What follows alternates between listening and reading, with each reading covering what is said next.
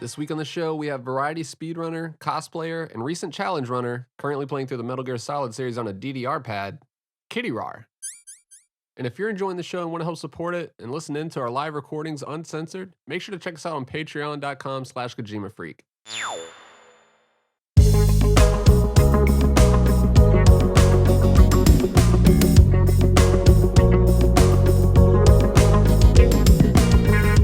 Hey, I'm Fingers. Yo, it's Apache Smash. Hey everyone, this is Days Ahead.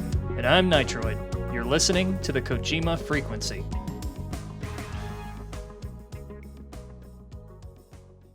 So yeah, I'm sorry I missed this. My Instapot was like shitting on me and my friend just joined Final Fantasy 14. How is Volgan? Oh my god. He wasn't actually that bad, but can I? I mean, I've seen the podcast, but can I curse? Oh yeah, for sure. Because I curse a lot. Yeah. Oh, Okay, fuck yeah. that motherfucker, dude. I thought it was gonna be hard, but I mean, when I first got into the fight, I was like, oh god, this is gonna be impossible. But actually, like, just solely CQCing and rolling on him and CQCing rolling, it actually wasn't that bad. I anticipated him to be the worst fight, but he was actually, it took like 10 minutes, not that bad. And I did it non-lethal too, so I don't know. That made it a little better because the CQC. So for people that aren't familiar, you've been playing through the Metal Gear series with a DDR pad, which is fucking nuts. Mm-hmm. Like that's Yeah. like I'm just thinking about all the different like controls like for Metal Gear and how like there's certain things I guess that like benefit from it, like when you're holding the shoulder buttons to like swap equipment, you get that little pause there for a little bit. But other things, it's like, man, how's she pulling that off? Like, Yeah, no, it's really hard because I have to have, okay, so I'm using emulator because I have to, I have no choice. I have to use the controller settings to change like certain buttons that work better for me. So I have like 3 or 4 different profiles. Like, okay, one where R1 is on triangle instead of actual R1. And you're like, probably like, why? Because it's better for me to have my left foot on triangle, which is on the bottom left of the dance pad. And then I can use my right foot to like go left, right, or I can't really reach up, but I can at least go left, right, down. And then I also have a different one. It was specifically for the sniping bridge when you're with Eva after Volgan. wow. I had to switch a profile and make triangle to zoom in, and then the start button had to be something else. I don't know, but it was ridiculous because on the bridge part, like, she's like, a little bit to the right, a little bit to the left, up, down. She said that like a million times. When I would go left, she would say right. When I would go right, she would say left. And it was driving me. It's like playing Top Gun on NES. You're just like, tell me what the fuck you want. So it was pretty ridiculous. But anyways, I lost track of the topic. But basically, yeah, the controls are ridiculous. And there's a lot of different profiles to be had because there's so many different controls, right? Are you doing any like macros or anything, or are they all just single button presses? They're single button presses, Okay, yeah. cool. I don't have any macros. So Accusations, Fingers. What do you mean macros? Like hit this one thing and it does like a 2-button combination or something. Don't even think about using auto fire, or I'll know. No, I kind of wish I had that for like the equip unequip because I have to tap it so fast. Like when I was going against the Shagohod just now, today actually, which I did. Spoilers, I did beat it, but I had to keep unequipping, re-equipping because the RPG like takes forever to reload, way too long. So I had to like tap, shoot, tap, shoot, tap, and it's just so tiring. It's getting a workout, yeah. Yeah, pretty much. Jeez. Your ability to do this absolutely terrifies me, by the way. I used to brag about this, but when I was in college, I would play a lot of Soul Calibur 2, and we would just leave our dorm room open and people would come in and I would play and beat them. And so they started trying to nerf me. And like one of the ways they nerfed me was by making me play with a DDR pad. Oh. And I was still stomping them with it. but like that was my bragging rights. And then I hear one day like, oh yeah, so this person beat Metal Gear Solid 2 with the DDR pad. Like I can never brag about that again.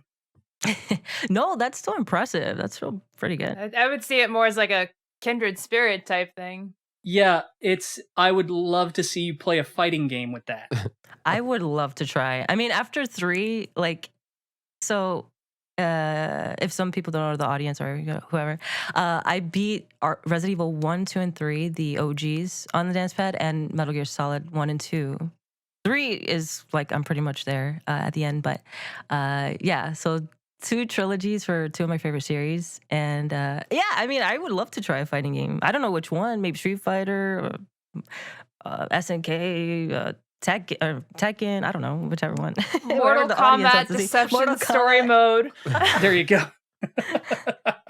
Oh boy. And Nitroid, you just reminded me. One time I had a buddy that beat me in Tony Hawk Pro Skater with the Sega Dreamcast fishing controller. Oh my gosh. What? I couldn't live that down, man. That sucked. Oh. How is that even possible? I had to leave that day. You know what I'm saying? Completely off topic to that off topic, but Apache and I were like hogging the Sega Pro Base controller for Dreamcast at MagFest this year. So thank Yeah, you we for played it. unlocking that memory. I just remembered as well. We played a ton of that. Weird controllers. Like I love weird controller runs. What Mhm. what's like the motivation for you to do it? Why did you decide the DDR pad? Well, because I played a lot of DDR when I was younger. So naturally I was like, because I've been seeing like a lot of people do interesting runs online with like the rock band drums, with the fight stick, with I've seen somebody else do the DDR pad or voice control, and I was like, yeah, I'll try it with like everybody I've seen has been doing it with Elden Ring or another type of game, but I haven't seen anybody do it with Metal Gear, and I was like, I will definitely give this a shot because it looks impossible, or like it felt to me impossible at first, but I mean I did it, so it's not. This is a true story. Like I speedrun all the Metal Gear games, and I do weird challenge runs as well. I was going to do DDR MGS1. That was like my next project. And then like I saw that you had finished it. Like obviously that tweet when you completed it was like massive. So I saw it and I was like, well, I don't need to do that anymore because No, like, you totally should. No, Because you for can me- do it on like extreme. Oh, sorry to cut you off, but like you can do it on extreme. I only did it on normal, and even then, like the first Ocelot fight took me damn near 2 hours. I'm not. I mean, you could probably do it way easier, but I don't know. I think normal's the way to go. You gotta do it blindfolded though. Yeah, blindfolded DDR. Yeah. I literally said to like Bubsy is a huge blindfold runner. He did like 120 star in Mario 64. Good friend of Oh, mine. wow. And I said to him, I was like, what do you think to like doing a DDR blindfolded run? And he was like, sounds fun, man. And I'm like, no, it's dangerous. I can't do this. Imagine getting clipped because you like just like absolutely Oh my eat the God. floor doing blindfolded DDR. I And mean, every like internet person throwing the 2 pence in saying, oh, what an idiot. Why would you do that in the first place? And you just have to take it. If you need a new challenge, Apache, I've got you covered. You need to get the Steel Battalion controller and let somebody else set the controls and then just figure it out. His next project. You clearly don't know about my mixer. Oh, jeez. Motherfucker's about to get out of Raccoon City with a Pioneer deck. Yeah, that's my next one. Are you Twin Snakes with the chainsaw controller? oh yeah, that too. I do own the chainsaw controller, so There you go. but no, it's so bad for your wrists. I don't know if you ever held one, but like it's I don't know what the opposite of ergonomic is. It's like really bad for your hands. Arthritic. Yeah. Yeah. Are you using like the jog wheels to like aim and shit? Like what? Like So you push the volume faders to run forward, and you use the jog wheels to turn left and right. And Okay, to do the aiming. so you're doing like an etch a Jeez. sketch setup? Okay, I get it. Just Yeah, set up. It's horrible. I don't even want to think about it. But yeah, I really did want to say like I was going to do the MGS trilogy on the dance pad and then after you did it, I was like, I was almost grateful because I'm always into like being the first to do. I always want to be the first to complete a challenge, right? And it just like it saved me because I don't think I'd have been able to pull it off like you. I, I but mean, is do there a way we recall, can like, wire up an Etch-a-Sketch? Maybe. your dodge versus the Metal Gear Raise, the missile dodge, like the aerial away from it, that was absolutely dope. What's been the hardest boss in Metal Gear? Okay. So I was going back and I was like doing calculations, or I was looking, which one took me the longest. Wait, so like you're asking like in the trilogy or Yeah. only in like MGS1? Yeah, in the trilogy. In the okay. I want to know what you guys think it is. So I know what it is. I would guess it'd be the Fury or Raise, Metal Gear Raise or the Fury. I'm gonna go with Vamp. Nope. I'd say the end, but I don't know. It was actually MGS1, the final fight with Liquid. That took me Really? 5 hours. I don't like, to me that didn't seem like it would be the hardest fight. But how fast he moves, and once you get his health bar to like, a certain amount, he starts going nuts. Like he just charges you, and then just like, I don't know. It was really hard to keep up on the dance pad. Yeah, it's like as close to like a fighting game as you're gonna get. Yeah, right there, pretty much, seriously. Yeah, and like I figured out stuff because, I mean, I watched speedruns of it too, and like when he's doing like I call it the rhino attack, where he's just like, "Rrrr," and he's like charging at you. Yeah. You could just like crouch and like completely avoid it. Like it just doesn't hit you. But so that's what I did, like the strategy that I used. But even then, like you have the timer, and then you have to like kick him off or like throw him off, and yeah, that was the hardest fight next to Rex. Everyone else, like Fury, and they did not take as long. Surprisingly, I was actually like, wow. Do you think a part of that is like it's your third solid game on the dance pad now? It's like when you were doing one, it was all like it'll all be like way more fresh, right? But once you get to your third game, you're like probably like hundreds of hours deep at that point, right? Mm-hmm. That's true. Yeah. No. Yeah. That's probably it too. Like I had a couple games on my belt, so that probably made it a little easier. But so the reason why I thought MGS3 was going to be the hardest was because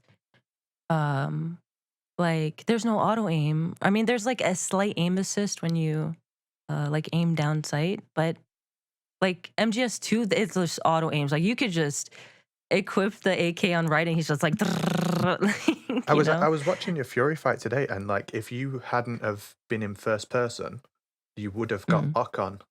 So MGS3, you do get lock on, not well in first person, just by like holding down the fire button. Because I was watching like your boss kills, and I was trying to work out. I was like, is she watching speedruns or not? And not that it matters either way, right? But it's like it's interesting to see how someone would go at it. And then when I watched your Fear fight, I was like, you're definitely watching speedruns. Oh, the Fear. Oh, right, with the stun grenade, and then the yeah. Yeah, like I was watching it today, and I was just thinking, like, if he'd have just not held R1, it would have just deleted his health, because the AK kicks like crazy in first person, but in third person, there's no recoil at all. Right. Yeah, because that whole fight, I feel like I would have gone like, it's just he's just hopping everywhere, and that would have been a really hard fight. So I was like, I guess whatever, I could get away with just doing this little cheese on this fight. If I would have cheesed the whole way. I respect that you were with Vulcan. You were like, oh no, I'm gonna do non-lethal. I'm gonna use CQC, like make it harder on myself. Because if you'd have watched speedrun, you'd have just got the SVD and not had to move at all. Oh, true. Yeah. Well, yeah, because I was doing, I think a good chunk of the boss is non-lethal, and then the Shagohod went like the second phase where I just clocked them in the head with. With the SVD, I was like, nope, I'm not gonna even bother doing non-lethal. Screw that. So, do you think you're gonna give MGS4 a try? I'm kind of curious how you'd get it to work with 3D camera controls being the way they are. Yeah, I was able to get away with MGS3 because I know there's the fixed camera and then the over the shoulder. I had to Right. put fixed camera because there's no other way for me to turn the camera, unless I sort of configure it wherever I turn the camera turns. But yeah, I would have to look into that to see if I could do it because I totally would try it. You can sort of do first person, but it's not fantastic. Mm. Second dance Yeah. pad. Yeah, there you go. Oh shit, the double. That would actually be really interesting. It'd be theoretically possible as well using a gimmicks adapter. I don't know if you've ever heard of those. Mm-mm. What is that? It's essentially like the controller is taking inputs from your PC, so you can use like any input you want, and your PC sends the controller input to the console. It's just like you could have 2 dance pads macro to one Oh. controller, basically. That's pretty neat. I'll have to look into that. Yeah. And that would mean you I don't have to mean- use like emulators as well. You can use Yeah, like, emulating MGS4 is a little expensive. Oh, yeah. Yeah. And we haven't heard anything regarding that, so I don't even want to think about it. All these damn rumors. Well, I've heard I don't Andy wanna hear it. Robinson's telling it all on his podcast. He's back next at it Thursday. tonight. Oh no. No, not again. Just in time for the state of play too. So Oh right, that's true. And then nothing will happen. you gotta capitalize on that shit, I guess. It's going to be true one of these times, and then he'll be like, "See, told you." Yeah. But it's not just him. Don't want to be too mean. No, I love Andy. I can't wait to have a picture of him on my desk. Look into his eyes every You think day. he'll actually sign it? You better sign it. Of course he'll sign it. Oh my gosh. I mean, like, I will say this, credit where credit is due. When I woke up that, I don't know, gloomy evening, I did not expect to see Metroid Prime Remaster, not just in my face, but on the eShop. Right? True. But I'm not using that to give any hope about Metal Gear shit. So don't think that, everybody. Sorry. I mean, listen, like Silent Hill fans were very hungry and starved for years, and all the rumors they've had to deal with. I mean, I'm a Silent Hill fan too, but not like hardcore, but I love the series. And I mean, when they did that Silent Hill transmission / reveal, I mean, that was really cool. That was super unexpected. Maybe one day we'll have the same. That's probably how Konami's going to do it too. They won't be like at a state of play or at some big event. It'll just be like a Tuesday afternoon. They're like, "Hey, yeah, new Metal Gear game's in like 3 hours, so Yeah. see you there." We'll have a Metal Gear Yeah. Direct and it'll be great. Just real nonchalant about it. But Andy, he knew the whole time. I'm not doing it. I'm in a state of zen. I'm like, honestly, if you can see me, I'm like levitating off the ground. I'm like, I ain't going there. I'm not doing it. We're all a little traumatized by the rumors. You gotta think about your RE2 DJ runs. You can't be wasting your mental energy on Andy, dude. This might- DJ runs. Yeah, this might surprise everyone, but trying to speedrun a game using a DJ deck is actually really hard. I underestimated how hard it actually is. Yeah, because it's like unconventional controls. Like, it's not just like buttons, it's sliders and, faders and knobs and shit. It's just like, it's different than just basic button input. I know this is very dry humor, but I mean, this is coming from a guy who beats the bosses blindfolded, so it's not entirely a joke. I think honestly, all that did was make me underestimate how hard the DJ deck actually is. And I honestly think maybe other games are easier on it, but Resident Evil 2 feels really fucking hard on it. I might try the classics out first. I think tank controls might go better on the decks. So that actually is a good segue into a question I did have for you, Kitty, and that was Yeah. basically like we kind of humor the fact that MGS1 is effectively like you can play it from the radar, and if, in a sense that it's very like digital, right? It's very up, down, left, right. There's these cones, you have to avoid the cones, and hypothetically speaking, the radar could be your main visual for most of the time. Could you feel that sort of like, I guess for lack of a better term, like binary, or that semblance that I'm kind of talking about when you were playing MGS1 on the DDR pad, and like that? Did that really occur with MGS2, or like how do you mean? Like, MGS1 is kind of basically Pac-Man with extra steps. I was trying to avoid the Pac-Man term, but All right, yes. Tim Rogers. Yeah, it sort of felt like that. Tim Rogers said it, but it's a good line. Yeah. I have to say, kind of, especially for the Ocelot dude. Oh my god, the first Ocelot fight where you're going in a square, pretty much is like up, left, down, right, up, left, down, right. Yeah, I could definitely, and it was very tiring too. Like the first Ocelot fight was, it was pretty difficult. Like all the MGS1 bosses were very up there in difficulty. I think Ocelot took me like an hour and 30 minutes, but yeah. I definitely felt that. So for Psychomantis, did you just have to like reconfigure your whole shit and just like copy No, it over? I didn't even think of that. I just shot the statues. Oh, on okay, you the- did on it the hardcore. sides. Okay. Yeah, I did. I Nice. just did it that way. You're like, And I don't that want to fight- rebind these. Fuck that. I'll shoot the statues. I just did That's that. great. You could have just mapped both controllers to the DDR pad. Oh Controller. yeah.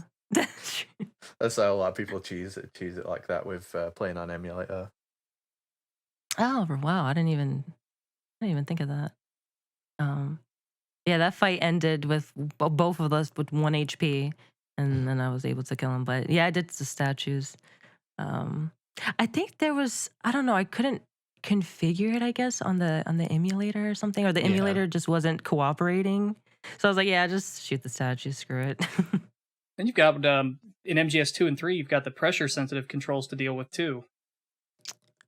Yes. Actually, I couldn't configure that either. Like, for example, with the end, I wanted. It's okay, nobody can. Yeah, I wanted to sneak up on the end, and but I couldn't. Like, I couldn't get the pressure stuff to work. To sneak up behind him. Are So. DDR pads actually? Do they have pressure sensitivity? I don't think they do, or not that I know of. I mean, it would make things easier, but Like, I'm trying to think if there was Yeah. any. I mean, I haven't played a lot of DDR, admittedly, but I can't think of any time in my experience when there was any sort of like pressure based functionality. Now I'm just There- picturing like fucking Mandela Effect DDR Extreme for PS2 actually having pressure sensitive controls. Right, you've got to like tap it with your big toe. There was at least one music game. I can't remember the name of it, but there was a music game on the PS2 that used pressure sensitivity, and you had to do like light taps and hard taps to get the beat right. And God, what was the name of that thing? But yeah, I didn't think DDR did.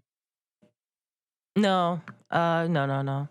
I never had that. Or with Stepmania that I know of. No. I know what some people will do is with emulating it with normal controllers, they'll swap some of the buttons around and they'll use like the analog triggers, since those register a little more easily, and they'll map those to the buttons they need to be pressure sensitive. So like R2 for firing, etc. Oh shit, They'll get around it that way. that's dope. But that's a little less interesting than using a D-pad. No, that's still cool. I mean, I'm just lucky that I was able to configure like different profiles, because if not, I think I'd be screwed. Because just going into first person mode in MGS 2 and 3 was just it's hard, because you have to aim at like the soldiers' heads to get them. If not, you have to shoot them like 5 times in the chest or in the legs, and they still don't drop. So like trying to get the headshots specifically on the DDR pad is just Oh, God, yeah. It's it's hard. Yeah, this is kind of a cliche question, but Mm. something you said earlier sort of makes me want to ask it. You mentioned how, MGS and Resident Evil sort of people who got into one sort of got into the other at around the same time. Those were sort of the big games on the PS1. Just kind of curious, what sort of got you into those style of games? Because kind of, visually they do look kind of similar, that sort of same early realistic look. Mm-hmm. Well, as probably a lot of people's answers would be during that time, I got into it because of my brother. My brother was a big speedrunner. Oh, like at the time, he's not anymore. And he was pretty much the biggest Metal Gear Solid fan, or just Metal Gear in general fan. So that's how I got into the games. And I remember watching him play Metal Gear Solid 1. And by the time MGS2 came out, I was just like hooked on the game. I was just like, Mom, I'm skipping school. No, I'm kidding. I would have skipped school. But actually, there was like a time where when MGS2 came out, and sorry, this is a little story, but we were poor growing up, and we had this rental place where we were really cool with the guy because we would rent out a lot of games. And at the time, MGS2 had come out, and we didn't have a PS2 yet. And the guy at the rental store allowed us to rent out a PS2, which was pretty huge because, I mean, Nice. they were expensive, but he trusted us enough, and we knew him for a long time. So I remember that day. It was raining, and we ran to the rental store. We got it, and I pretty much stood up all night watching my brother play. And then the next day, I had school, and I I was crying because I wanted to stay home and watch him play. And also, I was sad because in the tanker they make you think that Snake died or whatever. So I was a sad little kid, thinking about that in school. I was like, oh no, Snake died. What will I do? So you got to experience the Raiden twist completely blind. Yes, yeah. And I will say, like, my brother he was just like, what the fuck is this? Which I think a lot of people was the same. I mean, for me, I was just like, what the? I mean, I didn't hate him, but I didn't like necessarily like him that much, especially because my brother influenced me because he was like, ugh. My sister was like, hell yeah, Raiden, what the heck, he's hot. I was like, oh, okay. And so yeah, I did witness the Raiden stuff firsthand when it first came out. And I mean, now I heckin' love Raiden. Like he's really dope. Especially in like MGS4 and Rising. Happy 10th anniversary, Rising. Yeah, happy 10th anniversary. Oh man. Happy birthday, bitch. Konami celebrated with a 75% off Steam sale. Well, all right. And a tweet. Yep. Don't forget that they tweeted about it. Yeah, the special event. Mm-hmm. The special event with art. Yeah. Jesus. And then Lord Emmerich like popping off on the Game Awards. That was fucking incredible. Oh yeah. Basically, just the Game Awards tweeted out like Metal Gear Rising by Hideo Kojima, and then yeah, Lord Emmerich just went off. He's like, nah, he didn't have anything to do with this hardly. He was producer, and there's all these other people. Kool-Aid Man through the door. God bless him. But yeah, that does kind of show just like Jeff's favoritism to, like not mentioning anybody else when mentioning that game is kind of, it sucks. I think it's at a point now that the game is 10 years old, in fact, that it's kind of faux pas to call it like a Kojima game or say that he's responsible. And granted, we all want the original Metal Gear Solid Rising. Mm-hmm. Like that's his and this is ours, and that's the reality. And I think people are sort of getting used to that at this point, as indicated by the popularity of Lord Emmerich's tweet. Did he ratio Jeff Keighley? Do we know if it was That would be hilarious if he did. I also think it was like as much as I respect Jeff's work, I did in the back of my mind did picture Jeff looking at his phone like, I was just trying to Just trying to admire the do one I this. love. Yeah, this guy had to ruin it for me. Though, like MGS Rising, that wasn't even Kojima's either. Oh, it wasn't. Like that was that was done in house at Kojima Productions before they sort of gave it to Platinum and said, you guys do your thing. We're throwing our hands up in the air. But no, that was going to be written by Etsu Tamari, and had a different director and everything. Like Kojima was just doing his usual production executive thing? Gotcha. Yeah. Though it probably would have been more closely aligned to the way a lot of the other games were, a little darker, a little less comedic. Like there's a real grindhouse type feel to Revengeance. I just want that cutting system back. Ooh, creeps me out. There's People something shouldn't so fall like apart like that. there's something so weirdly like visceral about it, and I could just see like it gets very disturbing the first few times, and then like a week later we'd all just be experimenting with it. It's just, they just fall apart like butter in that trailer. It's just, it messes with me. It's like eye gore. I can't watch it. Now you're making me feel like a weirdo. I already feel bad for attributing MGS Rising too much to Kojima, and now I'm like thinking about cutting people up and how, like, for me, I'm just looking at it from the technical perspective. Like, man, how feasible was that at that age, and how feasible would it be in the modern age? Yeah. And it totally went past my head that we're talking about like the way bodies are cutting and falling to the floor. Yeah, I know. It is weird to talk about, but you look at Revengeance and the way the cutting works with the enemies, and it doesn't put you off, which is kind of interesting. Because there's like, I don't know, there's like some resistance to it, It's the difference between like, what do they call it? Crunch? A comedic like, it's a difference between like, a comedic like bone cracking, and then when somebody uses the real noise of like a bone hitting impacting something. Like exactly. Yeah. Like, have you ever seen this is gonna make me look even more like a weirdo. Have you ever seen Bone Tomahawk or whatever it's called? Why does that sound familiar? Where the guy gets like split apart like a wishbone. Okay. Is that like a I just movie, freaked the or guest what out. is this? Yeah, it's a movie. I feel like I've heard of that. And it has a lot. There's a scene that has a lot of MGS Rising energy to it. If you're interested, it's very good horror film. Oh god, I'm spoiling it. Holy shit! It's a very good Western film. I don't know if I'm ever gonna watch it. Just, I'll be honest. Fair enough. It's a light maybe.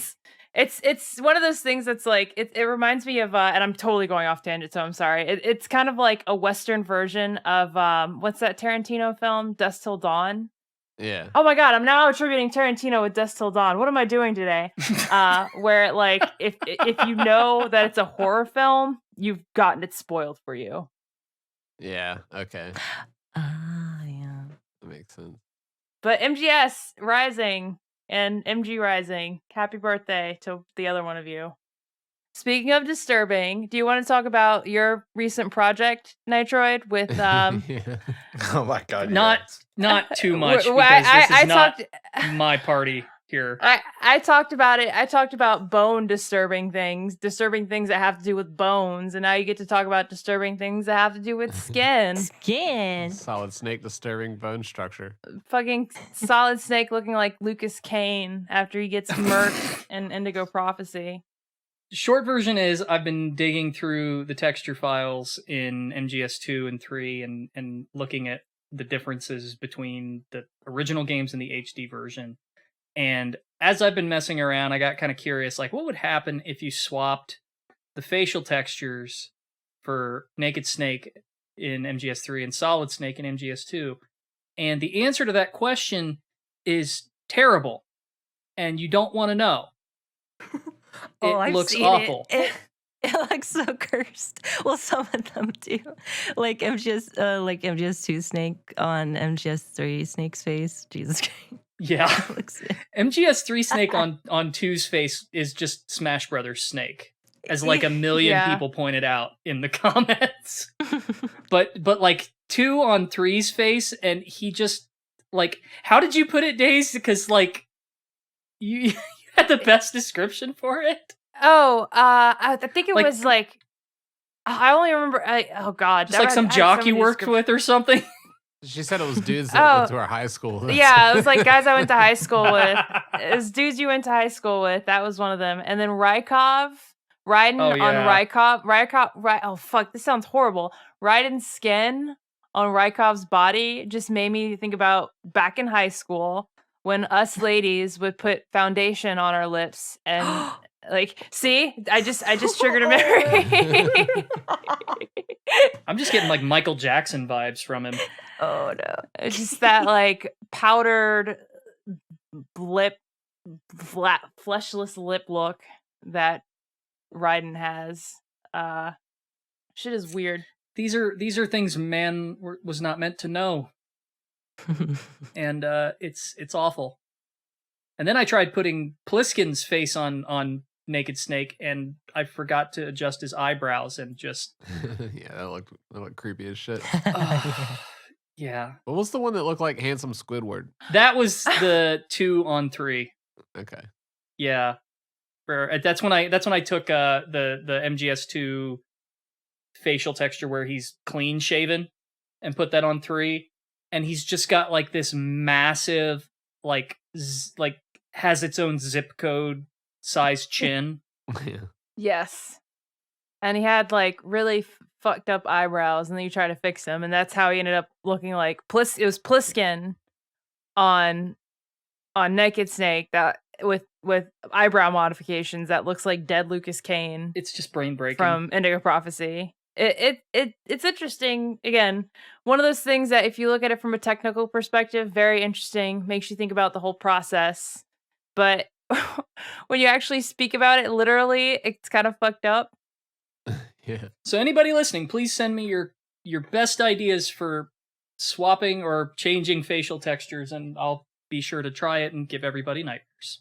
It puts the texture on its skin, or else it gets the hose again. Jesus. Rough. How has nobody made that joke until now? So, oh my god. Now I'm so sorry. I've been like really disturbing this episode. So I guess going back to you, Kitty. You know, we've talked a lot about Metal Gear. And we've talked a little bit about Resident Evil. But you did note that you're also a big fan of Snatcher, and I think you even like said that's like the best cyberpunk novel. I think so. I mean, I haven't played many, but I mean, it's just so good. And I recently played it on the Steam Deck, like, you know, just chilling back. And God, I don't know. I love it so much. Which version did you play on the Steam Deck? The Sega CD one. Nice. Yeah, because I'm pretty sure that's the uncensored one, because they censored some of the other ones, right? It is censored, unfortunately. Yeah. I don't want to talk your ear off about it. The gist of it is that there please. have been a bunch of different versions of Snatcher, and the most recent one before the Sega CD release was on the PC Engine. And when they brought it to Sega CD, that was the one they used as sort of the basis. And you know, there's a number of subtle changes to it. The music obviously sounds different, but that was sort of the starting point for the Sega CD version. And that one is a lot less censored. But then obviously you go to the Sega CD one, and they've covered up quite a bit. Yeah, there's actually, I mean, I think Hardcore Gaming 101 actually has a pretty big article sort of outlining all of the different changes and things that were censored between the two versions. Right. Is that when they got rid of the like all the Outer Heaven stuff and like the guest appearances, like, you know, the cameos and stuff? Yeah, there's a lot of things. There's gore, there's nudity, there's some brand references that they've changed to avoid copyright concerns. There are some other things that wouldn't have gone over well in the US. There's a lot, actually. Yes. When you I believe when you first enter the factory to check the dead body, like I think I think the head isn't sliced off or something. I forget.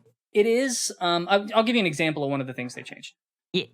I mean, this is a spoiler for anybody who hasn't played Snatcher. If you haven't played it, please go play it. It's Yes, fantastic. Please. But skip ahead like, half a minute or whatever. But there's a point where the dog Alice, Yeah. how she gets killed and you find her sort of like with her guts hanging out. Yeah. In the original, it's like animated. And they're like she's still alive and moving a bit, and the guts are like squirming around, and there's some other segments where there's nudity, where you kill a snatcher and like like she'll be topless and things like that. It's just it's stuff like that where they were like, nah, we're trying to market this kind of towards kids here, guys. So let's just kind of tone it down a little bit. Stuff like that. Yeah.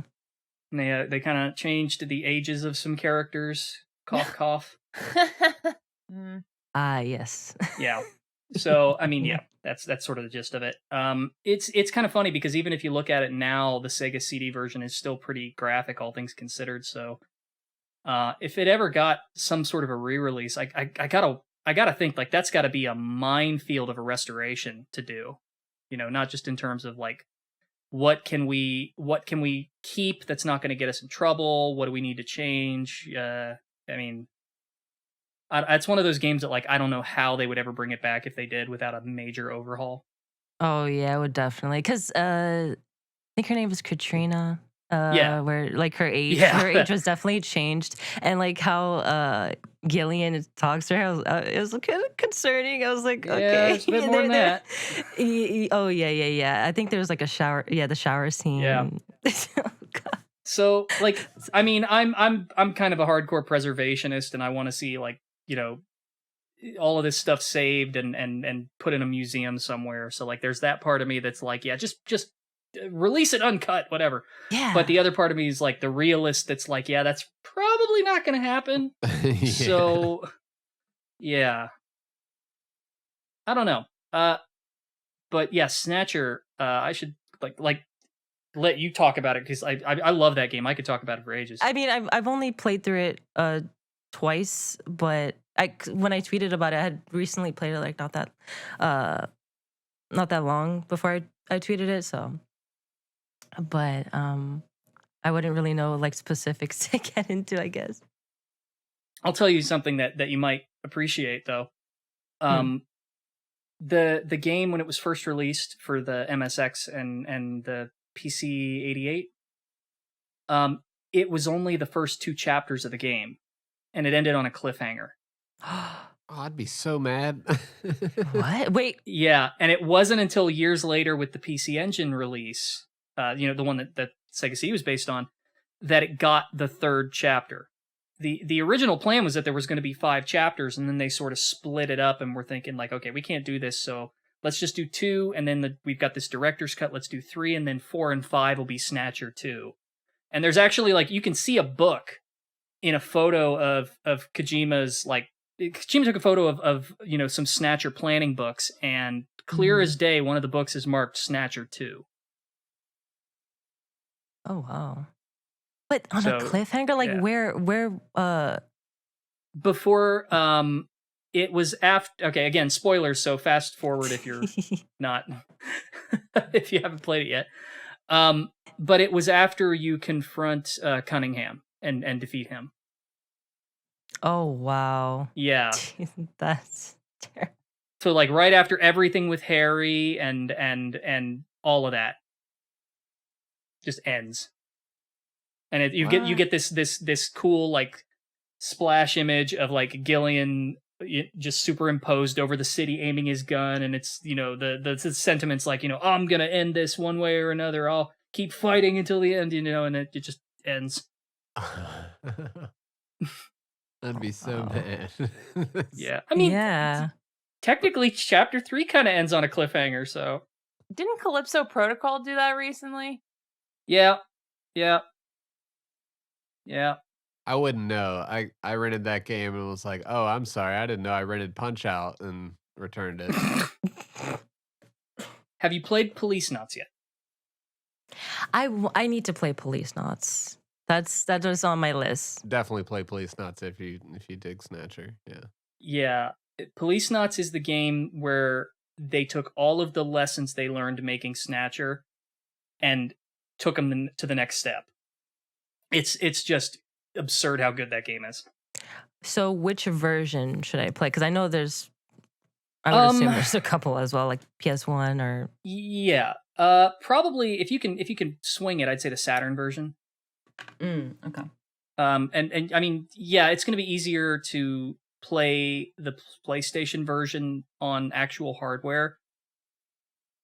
Just given how much harder it is to get a hold of a Saturn. Right.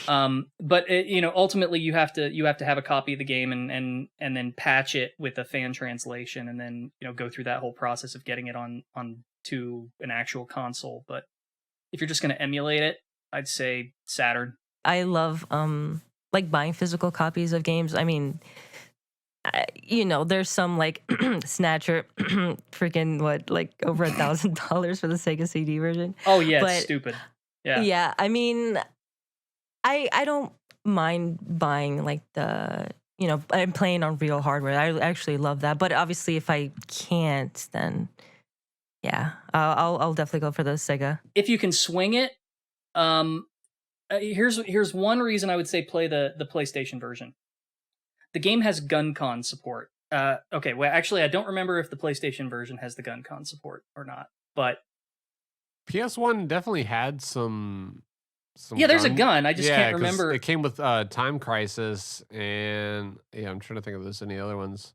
I mean, Sega CD had the Lethal Enforcer gun. I'm pretty sure both of them do. Yeah. It's optional. You don't... God, does it? That'd be ideal for DDR. Holy shit. No, just play on the DDR pad. You're fine. I know I'm like 99% sure the Saturn version has GunCon support. If you want to go the full 9 yards, just is that the right phrase? I don't know. I'm tired. If you want to go all the way with this, then play it with a light gun. Yeah, that would be very optimal. Yeah, and I have no idea which one supports which, and I'm terrible for forgetting this, but yeah, at least one of them does. So I gotta ask, I saw in your pinned tweet, and I guess you were wearing it during the streams as well, but where did you get that shirt? Oh, the Solid Liquid Solidus. Yeah, that's one of the Uniqlo shirts, right? It is, yes. Yeah, that was gonna be my next question. Was like, what was it like being at that 25th anniversary celebration? Because man, I wanted to go to that so bad. Oh, so you were actually at the anniversary. I was, yeah, I did. I was able to shake Shinkawa's and Kojima's hand. It was very nice, and I got their autograph too and all that. That's awesome. Pretty much the only time I was able to meet them, and I feel like they barely do meet and greets. As far as I don't know. I would like at least in the States. So it was a really cool experience. I was like 19. It was in 2012. Oh wow. So yeah, it was really cool. Like it was such a short experience actually meeting them because it was packed. There was so many people because it was in the Uniqlo store in New York.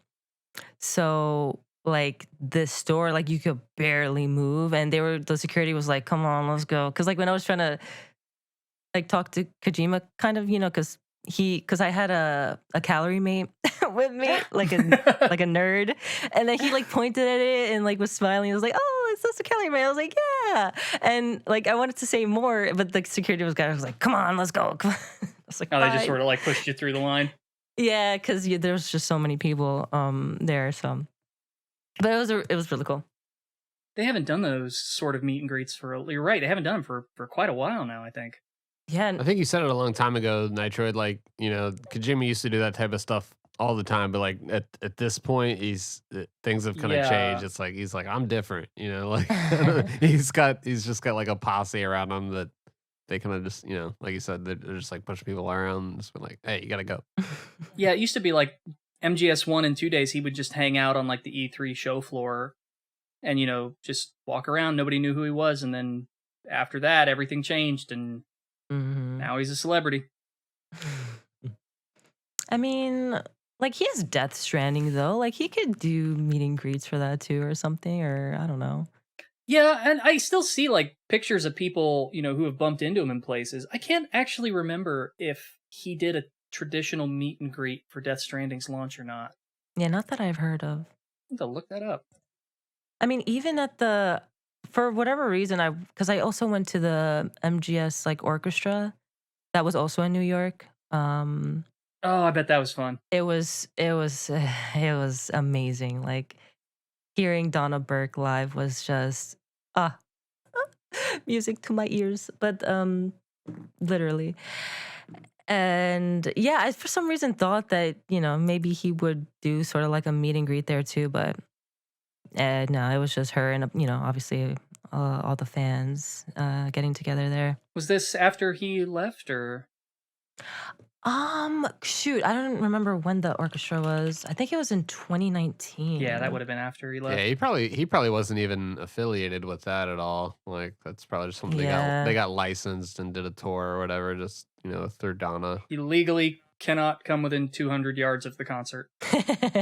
Yeah, I'd love to hear Donna live. I bet that was amazing. She said she was planning on doing a tour, but haven't heard any updates on that. So we'll see. The best songs that she sang there were like Snake Eater and Heaven's Divide. Like it was amazing. And then of course they did like a bunch of song compositions together, and The Best Is Yet to Come, and just it was great.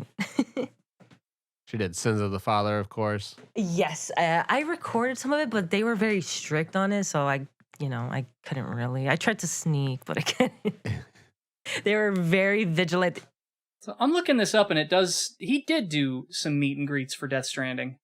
Oh, like in Japan or in the States? It was a world tour, actually. Yeah, I forgot about the world tour.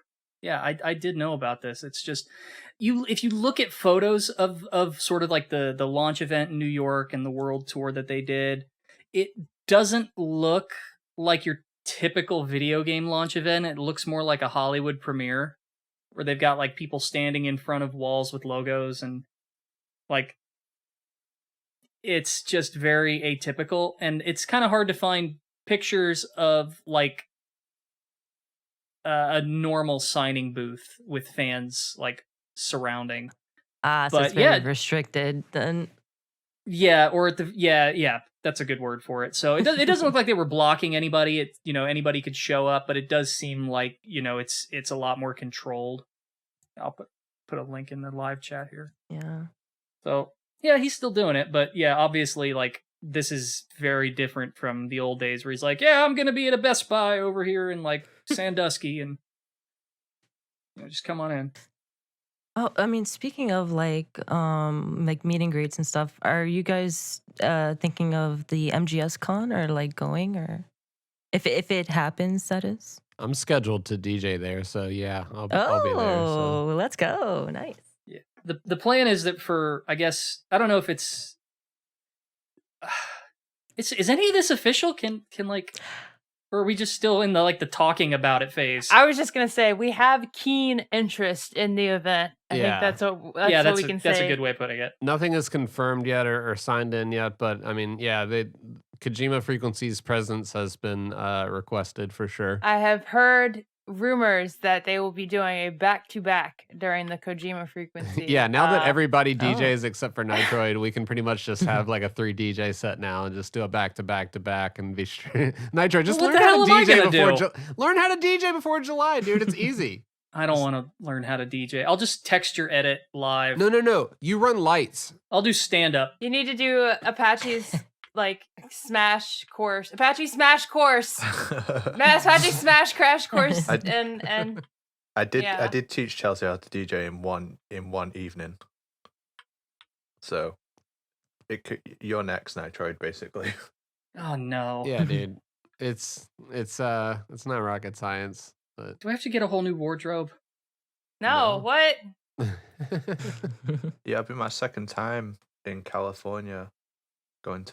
I've never been to LA before. I've only been to Needles, California, but I'm sure they're very similar places.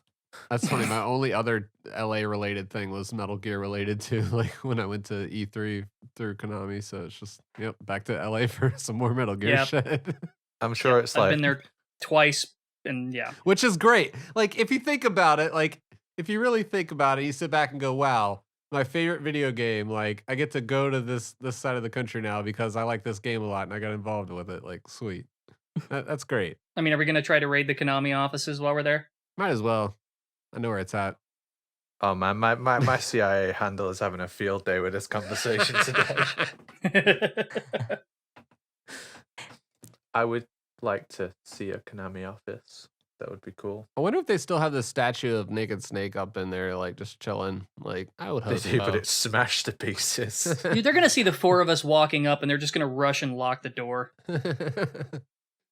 Like I wonder if they just got him like back in like a storage closet now. If he's like still like out in the main thing.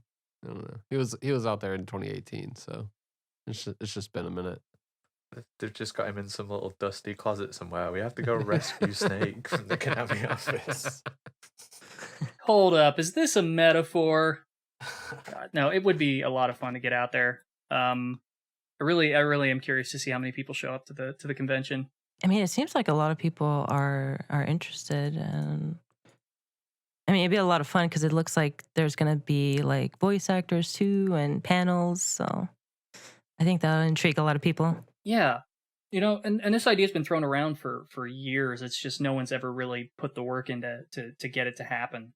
Is there a Resident Evil convention? I feel like there should be. UmbrellaCon. There you go. UmbrellaCon. Oh no, I don't think there's any Resident Evil specific cons. It's about time Metal Gear got something that Resident Evil doesn't have. Yeah. It's about Oh. goddamn time. Oh, that hurt. Oh, I will say at E3 2018, they had like the best setup for Resident Evil 2 remake. Like they had like the playable demo that you could go in there and do, but that was like a 3-hour wait. Oh Lord. But you could go out there and like get a picture taken. And they had like the Raccoon City police car, and like you would sit in it, and there was this guy like dressed up in like full zombie get up in the back seat, and like so you would just like take a picture of you like driving, and then he would just rah, and like like hit the back seat, and he's like fully into it. So I don't know, it would be cool for like a full ass convention based on stuff like that, just different kind of scenes, and then have zombies just wandering around, milling around in the convention and stuff. That'd be fun.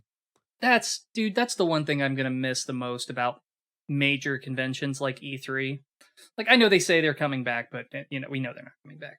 Yeah. But like the booths that they would set up for some of these games were so elaborate. Mhm. It was just so much fun. I remember the last time I went, they had Capcom had a booth set up for the re-release of Resident Evil 0. Mhm. Oh wow, that's a while ago. It was set up like the inside of a train, and you would sit down at one of the train seats, and you would have a demo for the game in front of you. Nice. That's pretty sick. Yeah, it was great. And I mean, over at Konami's, and this was the year that like all the shit went down, for Kojima and everything. Yeah. But you could tell they put a ton of money into promotion because they had this entire huge section of the E3 floor made up to look like Mother Base. With like doors and everything, and like an animal on a balloon floating in the air, and like a helipad and screens all like it was really something. And then the doors for Mother Base, you could actually go inside, and that's where the playtest area was. Oh, that's so cool. And when was the last time they did that? That was what, 2014, 2015? Damn. Were you there that year, Fingers? Nah, I just went in 2018. Yeah, it's a shame because those events were so much fun, and that's just not going to happen anymore. I mean, I was walking around the Nintendo show floor, and Charles Martinet was up on stage just talking and answering audience questions, and then 20 feet away, Reggie was playing Mario Tennis with people on the show floor, just there hanging out. Just wild. Yeah, they were doing like promo for like Death Stranding at that time. Like, got a picture with like the Norman Reedus statue guy, and then it was pretty damn realistic. Like, you know, they had him I in got a the picture with Norman Reedus' like a- statue. yeah, like he was dressed up in like the full Sam get up, and then, you know, Konami at that time was like promoting like the Zone of the Enders VR stuff. So Oh, That's right, when and they had the cockpit booths that you could get into. yeah, and they're like, "You want to play it?" And I was like, "I don't really like Zone of the Enders." And they're like, "But we'll give you free socks." Man. And I was like, "Nah, I'm good." I'm still mad at you for that because those socks are awesome. Yeah. I gotta play Zone of the Enders. I still haven't played that. It's a good time. And you don't like it? It was just. Is I don't it just know. like I mech found fights? I just found it kind of like repetitive. I didn't have like a great time with it, but other people really like it, so ignore me. The first one's a little rough around the edges. The second one is great. Second one was better. Like, I'll give it that. But Mhm. it's kind of like lock on, hit, special attack, hit, You know, I don't know. I just got bored. It needs like Devil May Cry combos. Yeah, it needs Yeah. something. There's a reason why I feel like the most compelling part for I love Zone of the Enders, I do, but there is a reason why the two most compelling parts are one, when you get like whittled down to 1 health, and 2, when you lose to the final boss and you can't actually win. But I was thinking about that the other day, like how, not that Zone of the Enders is Kojima's games, but losing, like getting BB taken away from you and having your Jehoti just like go down to 1 health. Those were kind of like in the same spirit. I don't know if that was intentional. Yeah. I just needed to get that out there. I remember hearing an anecdote one time that was Kojima's idea, where he said that one of the things that he liked the most about Zone of the Enders was, or it was something to the effect of he wanted to see a game where you had to run away from the final boss. But that's been so long ago that I'm not sure if that was even his quote. Well, it's my quote now. But I do agree. It is a cool concept. So yeah, I mean, Kitty, for you, like what's the next step? Like what are you looking? Are you going to sort of continue down the MGS series after you finish 3, or are you looking at other series? One of our user submitted questions was actually, are you going to address the Souls series with your DDR pad, or are there any other games that you're thinking about in the forefront? I want to continue doing MGS stuff only because I mean, it's one of my babies. I love Metal Gear, and but with 4, I don't think it would be possible. I could try, but I think I might do some of the VR missions, like the PS1, like yeah. separate VR stuff. I think that'd be really cool because I did the 10 missions in MGS1 that they provided, which I did do on the dance pad, and I got the first place and all that good stuff. So I do want to tackle all the the VR stuff in the PS1 version. I don't remember how many missions there are though. I know Kojima mentioned that there was going to be thousands, which holy shit, that's quite a bit. But I don't know what the final count was. Was it like 300 or something? Yeah, I think it's 300. Yeah. So I mean, it's a lot, but it'll be a nice challenge to go through. So that, and Souls game wise, I know a lot of people are doing challenges with like Elden Ring. I wouldn't mind tackling some bosses from like different Souls series. I think that'd be pretty cool. Or Elden Ring as well. I'm not sure. Because the only Souls games I've really played is like Dark Souls 1, Demon Souls, Bloodborne, and yeah. Oh, and Elden Ring, of course.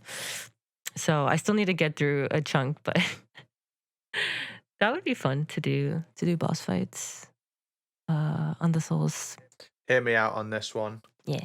Since you're doing emulator, Metal Gear Solid skateboarding. Oh my god, Oh, yeah. I have kind of a personal fan suggestion, and that is doing Resident Evil 5, you on a DDR pad, and Crazy Gaming Days on his Guitar Hero pad. And you guys get through as Christian Sheva. That would be so fucking cool. Yeah, I know he does the Guitar Hero stuff. That'd be funny. Hey, if it's possible and we could do it, I would be down. Nice. That would be a good challenge.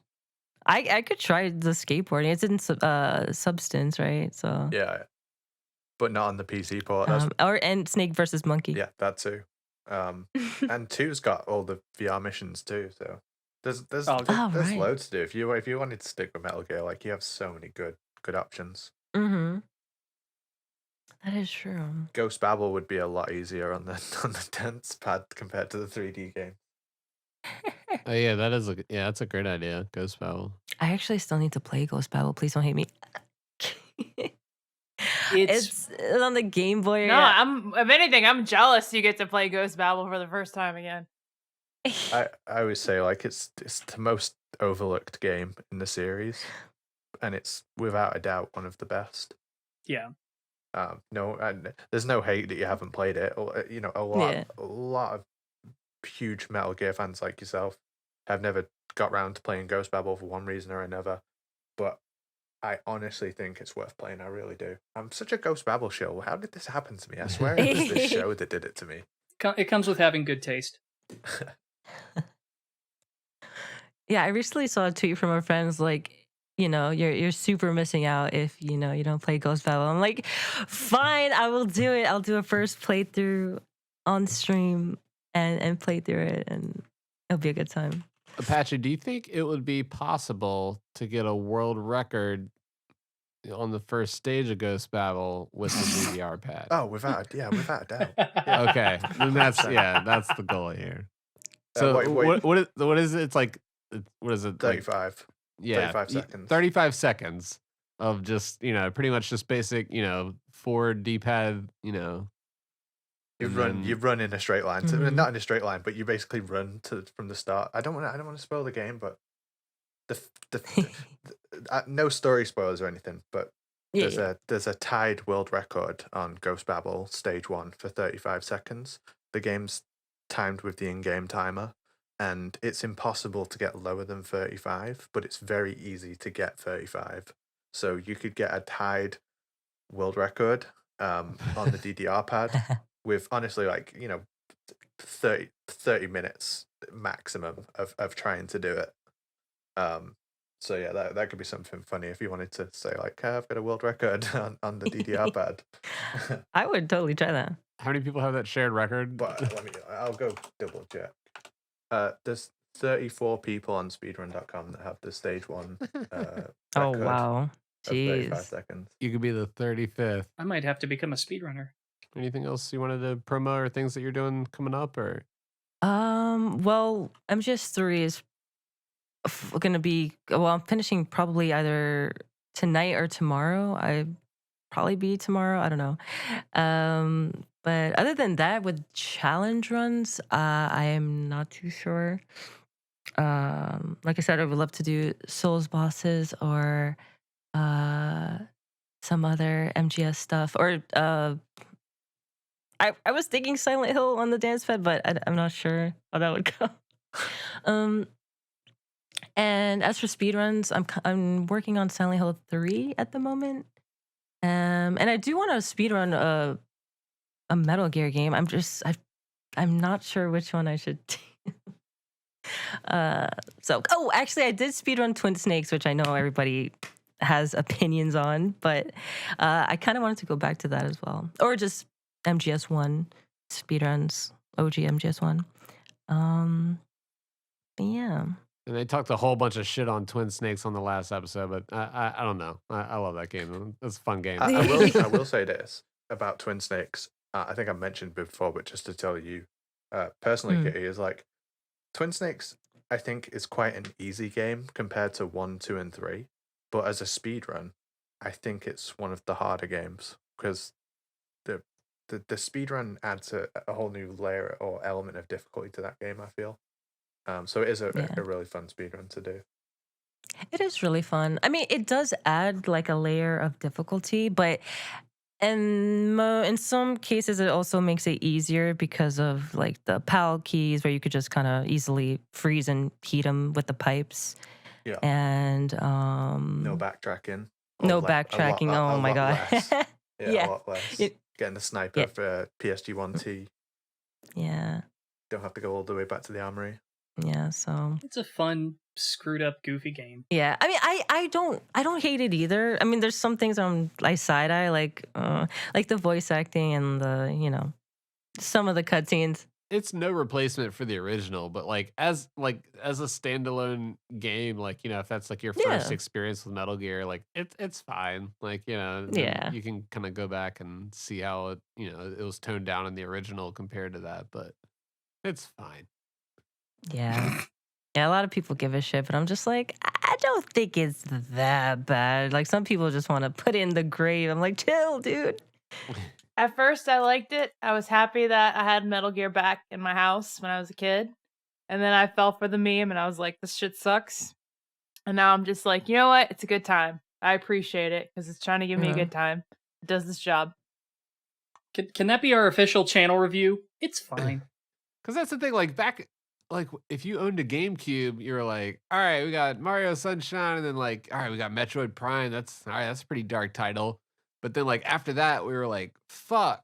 And then Resident Evil 0. Yeah, Eternal Darkness and Resident Evil Remake. Yeah, then we got the Resident Evils and stuff. But then, to get Metal Gear on a GameCube, it's like, all right, here we fucking go. Yeah. So I was really hyped for it when it came out, and I had a good time with it. But, yeah, play the original if you want. It's there. Oh yeah, definitely. That's why with remakes, it's like, I mean, if it's bad, yeah, it stings a little bit, but always, I know a lot of people always say, but you do always have the original. So I mean,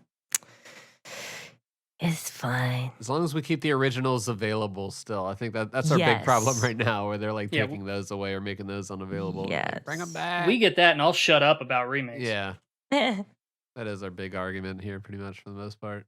didn't they take down the Metal Gear games off GOG, or at least MGS2? Yeah, 2 Two and and- 3 are both off. Yeah, why did they do that? Yeah, 2's off of GOG. 3 and 2 are off of pretty much everywhere else. It was due to historical footage licenses. Oh Lord, damn, Yeah, that stuff's pricey. that's unfortunate. And they said they were going to bring them back, but that's been, 7 months ago now? I don't know. That's all more reason to think that all right, there's some collection or something coming eventually, but we're not going to say we know that it's coming out or when it's coming out. Yeah. They gave us that Right. one text update, we're working on it. Yeah. If it costs that much to get the licensing, then, I doubt they're going to put that much money into something that's probably not getting a lot of buys anyway. Well, there's certain just other games that they have in the pipeline right now that they're just all right, we got these coming out, so it might just be a waiting game. Who knows? Yeah, we've been waiting on that movie for 14 years, so we know how to wait. Konami will be like, kept you waiting, huh? And then they'll post it. Dude, that would be the best tweet if that's what they did. Yeah. All right, well, KittyRawr, if you want to plug all your social media and stuff and where people can find you online, you can go ahead with that. Yeah, so on social media, I go by Real KittyRawr. I'm pretty much on Twitter, YouTube, TikTok, Instagram, all that good stuff, and of course Twitch, which is just KittyRawr. And I've been a streamer for 10 years, or this year is going to be 10 years. Holy shit! Nice, congrats. Thank you. And I'll be continuing Silent Hill 3 speedruns. I'm going to be doing Rising for the anniversary. Or, well, it already passed, but I'll be doing it soon. And Metroid Prime as well. And Awesome. finishing off MGS3 with a bang tomorrow, most likely. So, well, I guess if you're hearing this, it's already done. So, yeah. This will be on Monday, but you can check out that VOD over there on the, on the Twitch. So. Dude, there's one part I was hoping you'd get to today so we could argue about it, because we argued about two very specific parts in MGS2 and MGS3 last episode. Oh, and I feel like you would be the tiebreaker here. Oh yeah. Oh wait, which part? Oh yeah, no, that's true. That's true. You can be the tiebreaker. So we were like for some, I forget the reason why we were talking about this, but at some point Nitroid had said that the escort mission and MGS3 with Eva was harder than Emma and MGS2. And I have to disagree, and Apache really fucking disagreed. And we wanted to get your perspective on it as you played them or are intending to play them. Did I say harder or did I say worse? Worse. She definitely said worse? worse. Okay, worse. Fair. Wait, wait. So you're all team worse for which one, Emma or? No, Emma's way Eva? worse. Emma's in my worse. opinion. Yeah. I'm thinking. So right now I'm up to that part with Eva, and that's where I was like, I'll do this later, because she kept shooting at them. Like, dude, come on, what are you doing? So Eva's part is annoying. It is annoying, but it's really short. I feel like Emma's is you have to go through a lot more, and she's also slower, I think, than Eva. I know, right? Okay, hold up. That was pretty much Apache's argument. He was like, well, great, because it's short though, so you don't have to worry about it for that long. Great. All right, cool. I think I know like where the two disconnect here fields. is. There's water involved. Yeah, the disconnect is the yeah. water, because for some reason the swimming section doesn't really register to me as an escort mission. I don't know why, because it just plays so different. Because you're under Mr. Kojima's spell. I'm not even counting the water as the swimming as part of this argument. It's counting like one hallway with her, and then across a bridge, then and you go no, it's not. outside, And it's a and break then room, and it's a. Sorry, go ahead, Apache. You get one room with two sections or three sections of guards. yeah. And then you go outside, you deal with the cipher and the guard, and then you go into another room and deal with another two guards. It's like it's way longer even without swimming. Yeah. I think it I only wasn't feels e- like that because of the other things sort of tacked on the ends. Like the swimming and the sniping. Now I'm even like angry that you made that. I'm just kidding. But no, I wasn't even counting the swimming in that. When okay, sorry, I'm done. Yeah. Oh my God. Yeah. The swimming is so bad too on the dance pad. Jesus Christ, that was the worst. That's a hard one. I feel like you do way more with Emma though. So, And Emma can't shoot a gun, so or she's not. No, Emma wouldn't Emma- shoot a gun. Emma doesn't have a red 9. I don't know. Would Emma shoot a gun? She probably would, actually. I think if she knew what she knew now, she'd pop a pistol. Emma would get anxiety on the bus. There's no way she'd shoot a gun. Emma has very few moral hangups. I'm just going to say that. I mean, she crossed a bridge with Claymore and ciphers and soldiers. I mean, I think she'll be fine. I think she would shoot.